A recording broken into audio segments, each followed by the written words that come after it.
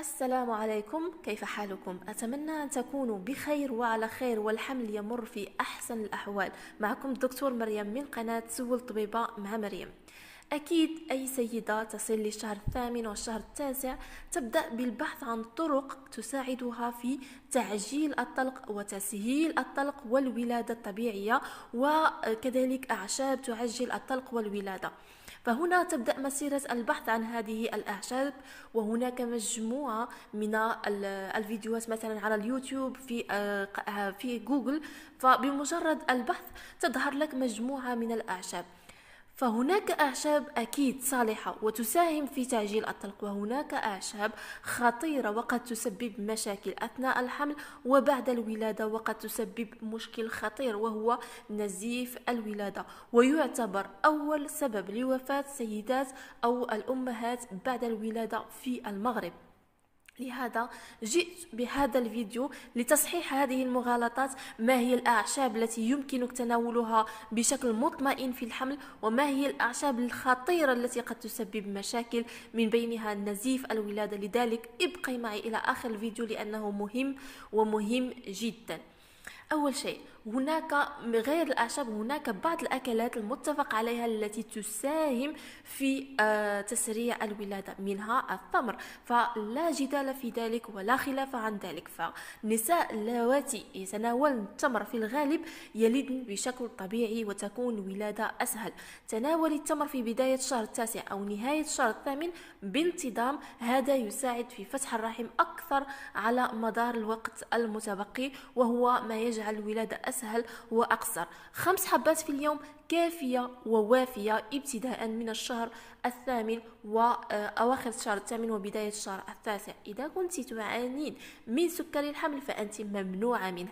إلى جانب التمر هناك الأناناس، كذلك يحتوي الأناناس على إنزيم يسمى البروميلين. هذا الإنزيم يساهم في تليين عنق الرحم ويحفز الطلق، شيء الذي يساهم أو يساعد في الولادة الطبيعية. وينصح كذلك بتناول الأناناس ابتداء من الشهر التاسع. ونفس الأمر إذا كنت تعانين من سكر الحمل فأنت ممنوعة. هناك كذلك التوابل الحارة، فالأطعمة الغنية بالتوابل لا يفضل تناولها على مدار شهور الحمل، فهي مزعجة للمعدة وفي الوقت نفسه تؤدي إلى تقلصات الرحم. لذلك ينصح بها في الشهر الأخير من الحمل كي تساهم في تسهيل الولادة وتحفيز الولادة والطلق، لكن تجنبيها بالطبع في حال وجود مشكلات كبيرة في المعدة. سأبدأ بأول شيء يوجد به جدال، وهو زيت الخروع. فهناك من سألتني في القناة عن زيت الخروع، هل هو مفيد أم لا؟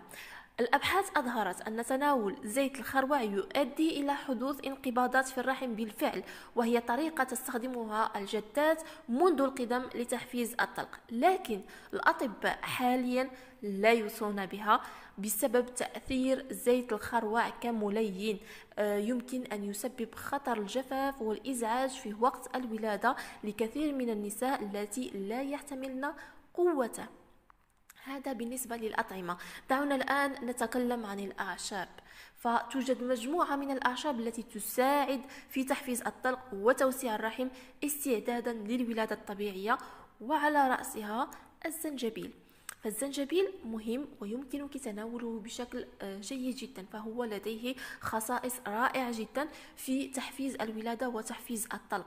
يمكنك البدء في تناوله ابتداء من الشهر التاسع.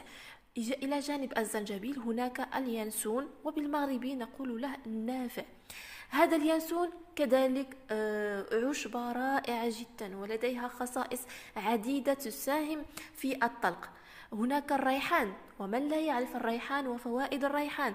هناك الأوريخانو أو الأوريغانو، هذه أعشاب نافعة في الحمل ويمكنك تناولها بالخصوص في الأشهر الأخيرة، ليست في الأشهر الأولى من الحمل. كذلك هناك الحلبة، فهي مستحبة في الشهر الأخير من الحمل. في بداية الحمل ممنوعة، في وسط الحمل كذلك ممنوعة. هناك مخاطر قد تسبب في الإجهاض، وهناك دراسات تقول بأنه قد تسبب مشكل استسقاء دماغ الجنين أو تكتل الدم الماء عفوا في دماغ الجنين. لذلك ينصح تناولها في آخر الحمل. لكن السبب الذي جعلني أعمل هذا الفيديو وهو عشبة أخرى، القرفة. هل تعلمون أن القرفة من بين أهم أسباب التي تؤدي إلى نزيف الولادة؟ فكما قلت في بداية الفيديو، نزيف الولادة وهو أول سبب لوفاة الأمهات بعد الولادة في المغرب.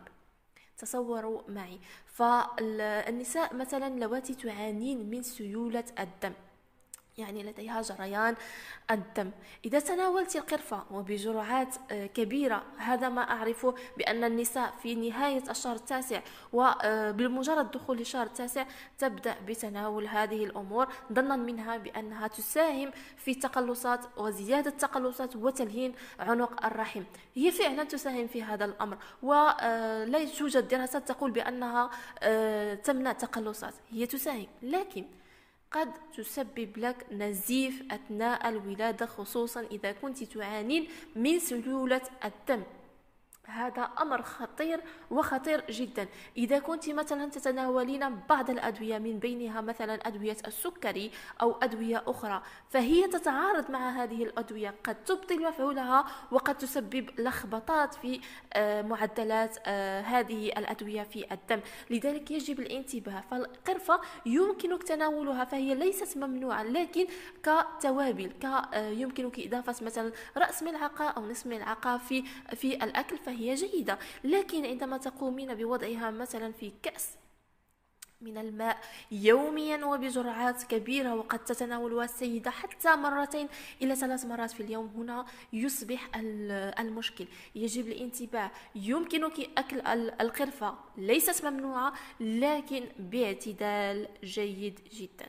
لهذا قمت بعمل هذا الفيديو، لأنني أرى مجموعة من النساء يعانين من النزيف أثناء الولادة، فعندما أسألهن ما هي الأشياء التي كنت تتناولينها في آخر الشهر، تقول لك القرفة. فهنا نعلم بكل بساطة بأنها هي كانت أحد الأسباب، ليست السبب الأول والرئيسي. هناك أسباب عديدة لنزيف الولادة، من بينها أن الرحم لا يعود إلى طبيعته أو لا ينكمش بعد الولادة. هناك كذلك البطن التي تكون كبيرة، وغيرها من كذلك السيدات اللواتي يعانين من مشاكل في الدم ومشاكل سيولة الدم، قد يعانين من نزيف الولادة، والقرفة قد تزيد من تفاقم هذا الأمر. لذلك يجب الاعتدال بتناول أي شيء، أي عشبة التي ذكرت كالزنجبيل، ينسون، الريحان، الأوريغانو، القرفة والحلبة، يجب تناولها باعتدال. واعلمي بأنه عندما يحين وقت الولادة ستلدين، حتى ولو لم تتناولي هذه الأشياء، ولم تقومي مثلا بالمشي والحركات وغيرها، فعندما يحين وقت الولادة فهنا تحين الساعة. فهذا كان موضوعي لليوم. أكيد هناك طرق أخرى لتحفيز الطلق وفتح الرحم، كممارسة العلاقة الحميمية بكثرة في الشهر التاسع، تدليك حلمات الثدي، تناول الأكلات الحارة كما ذكرت في السابق، مساج للبطن ومنطقة الحوض والرحم، كذلك يساهم في استرخاء الرحم، وبعث إشارة للمخ باستخدام الجسم لخروج المولود عفوا. فرجاء تحدثي مع طبيبك قبل تناول أي نوع من أكلات تحمي الطلق، مثل زيت الخروع وكذلك العسل لقد نسيته وغيرها. لكن بشكل عام لا يوجد خطر من تناولها طالما حملك وصحتك يسيران بشكل جيد، وخصوصا الأطعمة الطبيعية كالتمر والأناناس والتوابل. المهم كما ذكرت تناولها باعتدال، وحرصي على تجربة طرق تحفيز الطلق وفتح الرحم. ألقاكم في فيديو قادم إن شاء الله، والسلام عليكم.